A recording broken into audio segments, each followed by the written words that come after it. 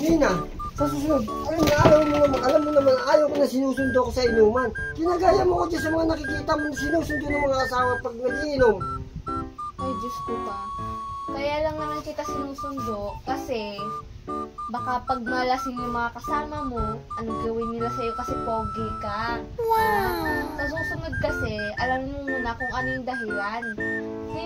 Inaanahan lang naman kita kasi sobrang pogi mo Sana all. Ang mangyayari sa'yo pag di kita sinundo? Pogi ba talaga ako? Oo, kaya nga sinusundo ka Puro ka kaanuhan, ha? Totoo ba yan?